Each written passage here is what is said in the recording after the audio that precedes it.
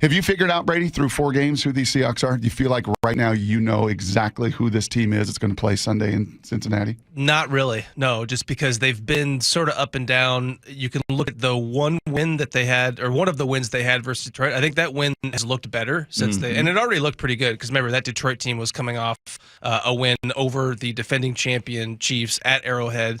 The other two, the other two wins against, a couple of the worst teams in the NFL, Carolina. Right. 1-9, 1-10 combined. Yeah, and the Giants are just a hot garbage mess right now. And so, and the play, but you could also look at it and say they had one bad half of football. And they've been pretty darn good since that second half of that Rams game. So it's hard to tell exactly what you've got. I think this game, you hear the word measuring stick game. I think to some degree this is that because it is a road game against a team with a pretty good quarterback who's been there in the AFC among the final few teams of the last couple of years.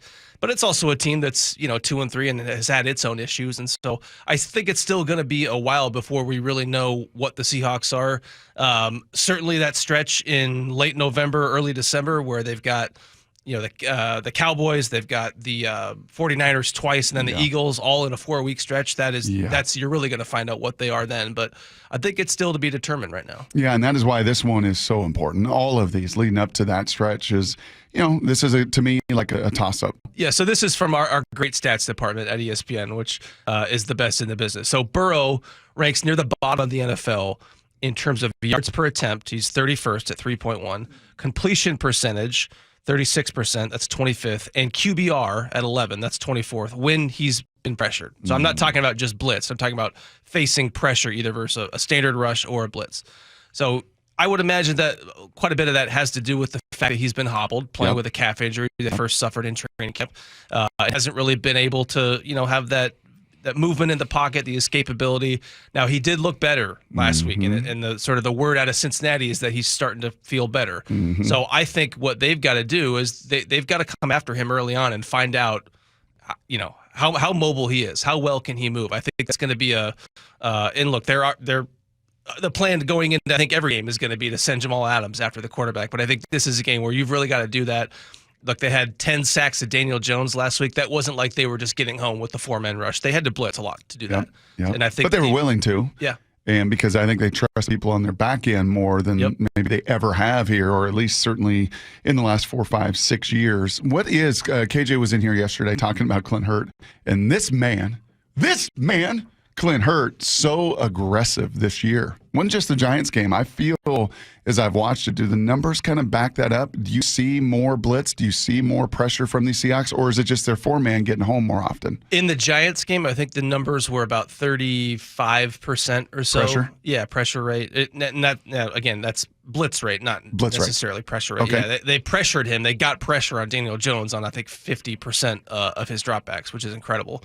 And again, that O-line is a mess. The whole team is a mess. But they did blitz a little bit more. I think by and large, it's probably it hasn't been a huge swing for them. But to your point, when you've got cornerbacks as good as their cornerbacks are, that allows a defensive coordinator, I think, to be more aggressive, knowing that those guys can hold up in man coverage.